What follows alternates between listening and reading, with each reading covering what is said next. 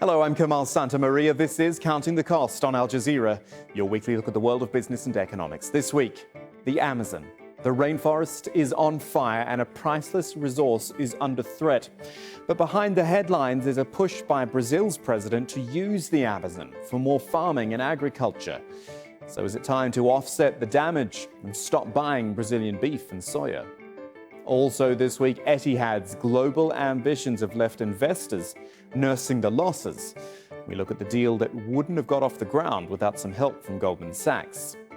And whoever said a trade war is bad for business, well, we will meet one garlic farmer in California who's laughing all the way to the bank.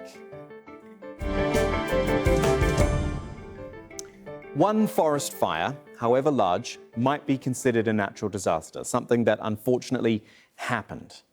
But 80,000 in a year in the one place? Something else is surely going on. We're of course talking about the Amazon rainforest, where right now, every minute, an area the size of a football pitch is being wiped out. The problem, it seems, stems from the top. Brazil's Jair Bolsonaro campaigned on a promise to open up the Amazon to farming and logging and mining, to strip native Amazonian tribes of their land. And now he's president, he's defunding the bodies responsible for environmental enforcement. His argument, and that of some other Brazilians, is that their economic growth is being held back because they can't exploit the Amazon. But how do you put a price on it? Where do you even start when you consider the Amazon produces about 6% of the world's oxygen and is home to a fifth of the world's fresh water supply? It also provides, you may not know, key ingredients to some of the pharmaceuticals in your medicine cabinet, like your aspirin, and even heart medications and cancer treatments. So there's two scenarios here. One is to leave the Amazon as it is. And in fact, a study in the science journal Nature suggested the economic benefit of leaving the rainforest in its current state would be $8.2 billion a year. That includes all the existing sustainable businesses like nut farming and rubber tree timber. But option two, deforestation, would lead to a fall in rainwater and lead to agricultural losses of $422 million. Plus, there's the social and the economic damage from the migration of indigenous tribes to cities, from the loss of river water and food security. Over a 30-year period, that could be as much as $3.5 trillion. The cost of saving the Amazon, that'd be 50 times less. $64 billion could help restore the landscape and to change agricultural practices.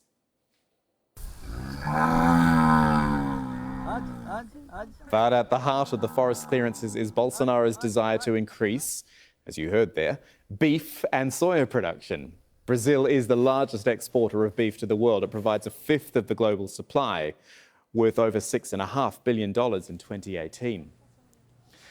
So we're going to discuss all of this with our guest in a moment, but there's one other economic element to these fires: Brazil's handling of the situation. It has strained its relationship with the EU. In fact, at least 2 European countries have frozen their donations to what is called the Amazon Fund, a move that could impact dozens of environmental projects. Teresa Bo has our report now from Itapúa in Brazil. Every day, De Jesus Aparecido goes into the Jamari National Park to look for seeds. He's trying to preserve the rainforest and the dozens of species that live in it. The threat of deforestation has become a major problem, and NGOs like Rio Terra are fighting back. What we are seeing is really bad. They are burning the forest. So our work looks into encouraging families to enroll in economic alternatives that don't destroy, deforest, have environmental impact, or kill the rivers. Rio Terra is growing thousands of trees every year and help locals make a living while also caring for the environment. The NGO is funded by what's called the Amazon Fund. Handled by the government, the fund raises donations to help fight deforestation in Amazonia. Deforestation and the fires have already destroyed large sectors of the Amazon rainforest, but there are projects like this one that are trying to preserve and reforest the areas that have been already devastated. There are more than 40 species here of trees and crops. The problem is that projects like this one are now at risk. Germany and Norway are crucial sponsors of the fund that helps over 100 projects like this one. But they have halted all payments to condemn President Jair Bolsonaro's environmental policies. While Rio Terra has managed to reforest 800 hectares of trees this year. Alexander Queiroz fears a drop in donations will impact their work. We are very concerned, but we've been working on our projects through the Amazon Fund and Petrobras for a long time. That being said, strategically, we're already looking for other sources of funding. We want to find ways so that the funds don't go through the government. Bolsonaro, a longtime skeptic of environmental concerns, wants to open the Amazon to more agriculture and mining. Ivaneidi Cardoso has been working to protect indigenous groups living in Rondonia.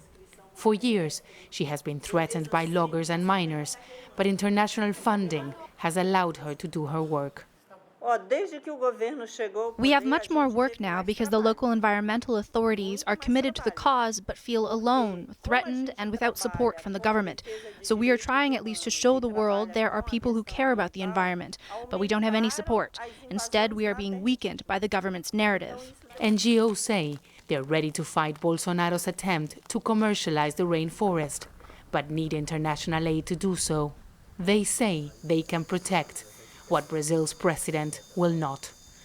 Joining us now on Skype from Stockholm is Toby Gardner. Toby is a senior research fellow at the Stockholm Environment Institute, also director of the supply chain transparency initiative called TRACE. So it's good to have you with us, Toby. Look, Jair Bolsonaro's very simple argument is, well, it's our land and we should be able to exploit it. We should be able to do what we want with it and maximize it. And on the face of it, that kind of makes sense, but there's nothing else like the Amazon out there, is there? Yeah, sure. Well, thanks very much for having me on the program again. There's no question that Brazil is a sovereign nation and it has the right to exploit its natural resources in a way that it so wishes. But the key point here is to question the logic that the clearance of the Amazon or other biomes is necessarily a precondition for sustainable economic development. One clear fact that is important to keep in mind in this whole debate, this whole discussion, is the area of land that has already been cleared in the Amazon. And the vast majority of that land is not currently under any economically viable productive use. In fact, the majority of it is in very extensive, low productivity cattle pasture, often making a loss economically. And also a huge area of it has been abandoned. So it's clear, the evidence is in front of us, that a lot of this land wasn't cleared with a clear economic rationale in the first place.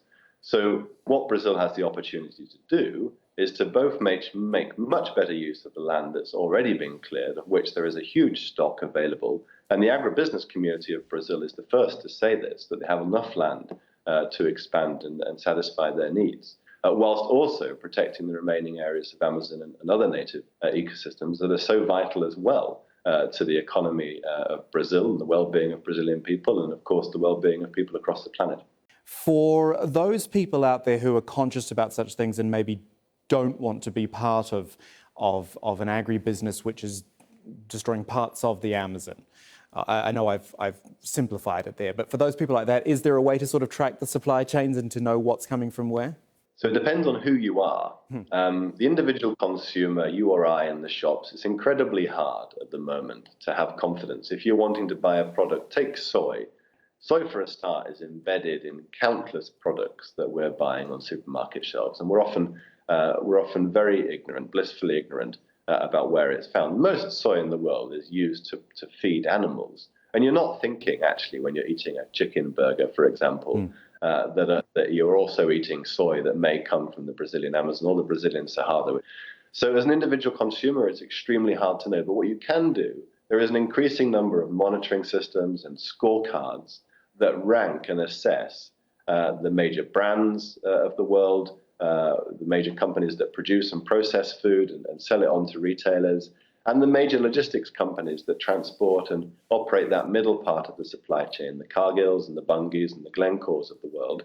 There are an increasing number of systems, and this is one of the things that we're trying to do with TRACE, with the Transparency for Sustainable Economies initiative here at SEI and with partners, is to give some truth to how we judge the relative levels of impact that different companies, different buyers are exposed to.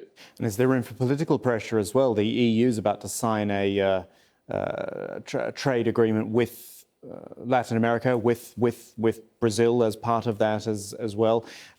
President Macron in France has been trying to help out, shall we say, and that hasn't gone too well. Is there room for political pressure? There's always room for political pressure, and I think that political pressure needs to come in a number of different ways.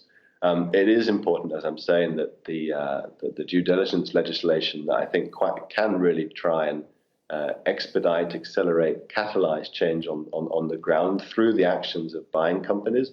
But that political pressure also needs to come in other fora. It needs to come through environmental diplomacy. It needs to come through packages of incentives that are actually commensurate with the scale of the challenge. I think one of the problems, for example, with this recent spat between Macron and Bolsonaro that we've all been witness to, is that the G7, apparently one of the most powerful gatherings of global players, of world leaders, they tabled this as an emergency agenda item and came at the end with a $20 million package.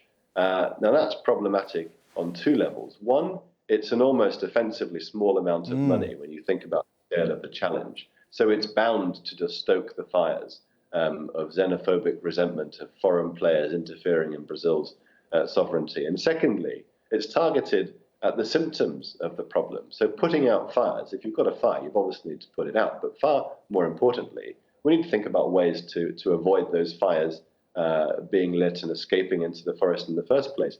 And all of the systems and the understanding and the technology needed to do that is all in place. We just need resources to be able to implement it better and to ensure that the rules that Brazil already has, it has some really world-class environmental legislation, that is enforced. And if it was enforced, and if farmers were properly supported, especially farmers who have no choice other than to use fire, which, they're not the main source of the problem, but they need support as well in order to ensure that their practices can continue in a sustainable way. Toby Gardner joining us from Stockholm today. Thank you so much for your time. Thank you very much for having me on. The emergency in the Amazon, of course, stretches beyond Brazil. Nearly 1.5 million hectares of tropical rainforest in Bolivia have been destroyed as well. The difference, though, is Bolivian President Evo Morales actually wants international aid to fight the fires.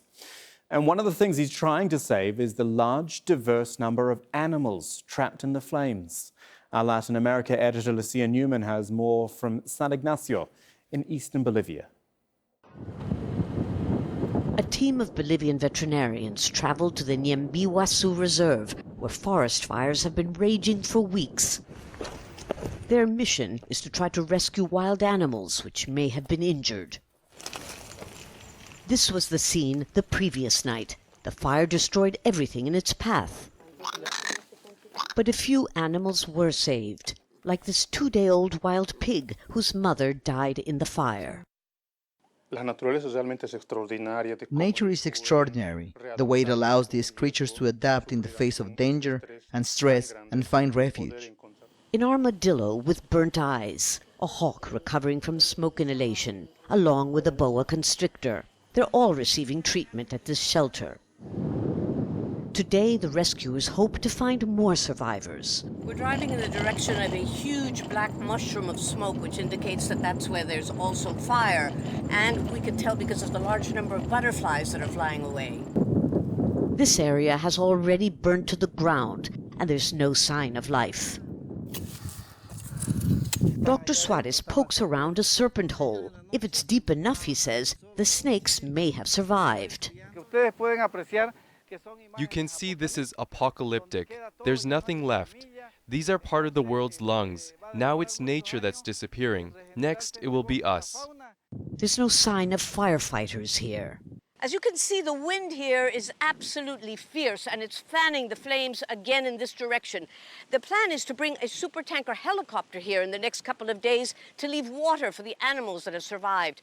But that helicopter is also needed to put out the fires to save human life. The fire remains out of control. A thick layer of smoke and ash fills the air, making the sun look red.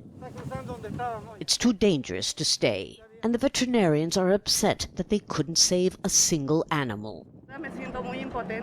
I feel impotent because people aren't seeing how the Amazon is burning, how animals are burning alive, and no one is doing anything.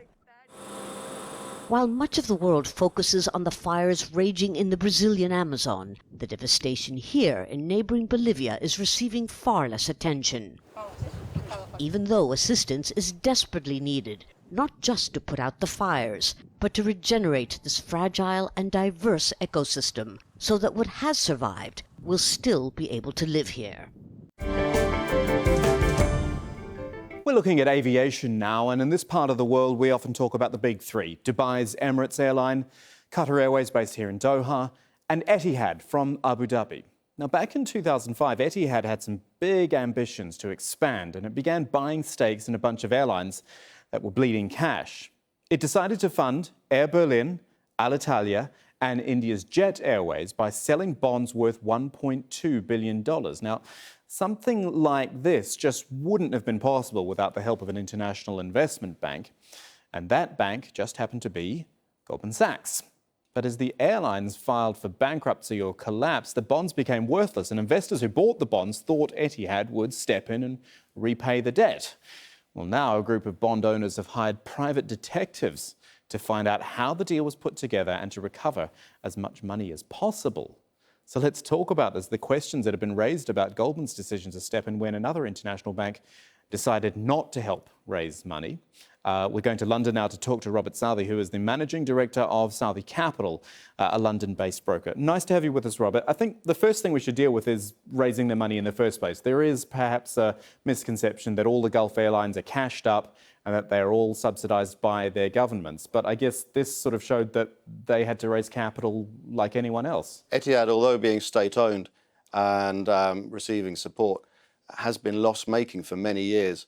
And in the last years, when they wanted to build out their platform within Europe, they had an ambition that if they bought into some of the European airlines, they might be able to start building an alliance of partner airlines that feeds into the network of Etihad international flights and then increases their international utilization rate. So on average, their planes have been running at nearly sort of 10% lower capacity than some of their international rivals. And that, of course, has a major impact on their profitability. As a result, they've gone on this international expansion, bought into Air Berlin and Alitalia, two historically loss-making airlines. And they've not only bought a large equity stake, which gives them a significant management role, they've also supported those airlines with raising debt. And that's where we get this new vehicle in the Netherlands that has helped Alitalia and Air Berlin lend. Hindsight, of course, is a wonderful thing, Robert, but did they just make some really bad decisions there with maybe the idea wasn't bad, but the airlines they went after weren't the right ones? I think they had potentially bad advice, but in a market like the airline industry, you can't always decide which companies you're going to buy. So I think that they might have had a slightly limited choice of who was available to go after. And Air Berlin and Alitalia were in some way ripe for investment. They were loss-making. They potentially were looking for new ownership or a rescue. And Etihad seemed to be the knight in shining armour that would come and rescue them from their losses. So let's talk about the losses. What's gone wrong? The loans have gone sour and people are looking for their money. Yeah, so over the years, Air Berlin and Alitalia have just racked up losses year after year. Alitalia seems to be some sort of zombie airline that never stops flying, although year after year the losses rack up. I think a lot of people held out hope that the alliance with Etihad would bring in a new change and support from a moneyed up investor. Well, in fact, that really sort of hasn't transpired, as the bankruptcies of both of the airlines has proven. The financing vehicle then to put the icing on the cake added further hope to investors. And, when they created these EA partner vehicles, you would be forgiven for thinking Etihad was standing shoulder to shoulder with the airlines and backing them. Tell us about the involvement of Goldman Sachs then. Obviously, the deal wouldn't have happened without them. I think you're right. Goldman Sachs' involvement is absolutely crucial in this matter. If they hadn't put their name onto the paperwork, Etihad wouldn't have really gotten this deal across the line. The smaller brokers, ANOA and ADS, don't really have, I think, the reputation to bring about such a large financing and to bring about the support of investors to put down something like 1.2 billion for this sort of deal. It's really critical that Goldman was on board on this, and the relationship between Etihad and Goldman is a good one. So you probably thought, well, with these two partners involved, the bond is relatively secure. So these investors are now going after their money and in some cases, as we said, hiring private detectives to figure out what on earth happened with this deal. Do you think they stand much hope? Well, I don't think you can just sort of categorize all of the investors as trying to go after Etihad and especially not Goldman, I think. I think the issue is that a lot of the investors are domestic people. They trusted the name of Etihad, and they thought when they're buying into this, they're supporting perhaps one of the national champions, and they're going to be looked after as well. And there were documents out there from Fitch that implied that Etihad was supporting this bond. Okay, Robert Southey, great to talk to you. Thank you for your time today. Thank you. Now, the tit-for-tat tariffs between the US and China have gone into effect in the ongoing trade war, and there is little doubt both countries are hurting. Many American farmers are suffering because of the dispute. In fact, farm bankruptcies are up, and the Trump administration has given $24 billion in financial aid. But there are always exceptions. Garlic growers are actually profiting from the standoff with China. Rob Reynolds spoke to one farmer in Gilroy, California, the heart of the country's garlic-growing region. Meet the garlic king of California. Ken Christopher is the third generation to run his family's garlic ranch in the town of Gilroy. Christopher Ranch is the United States' largest producer and processor of the pungent bulbs, so essential to so many of the world's cuisines.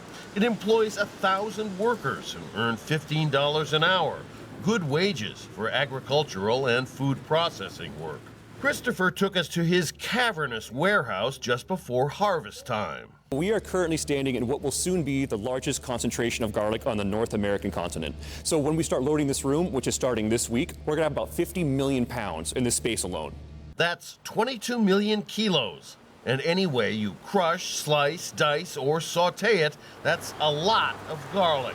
For decades, cheap Chinese garlic imports undercut domestic producers. Now, garlic growers are smelling the sweet scent of punitive tariffs. Effective June 15th, the garlic tariff is now in effect at 25%, and that's impacting all inbound garlic. Now, we have an opportunity to expand acreage, grow more garlic than ever before, invest in new employees, new infrastructure.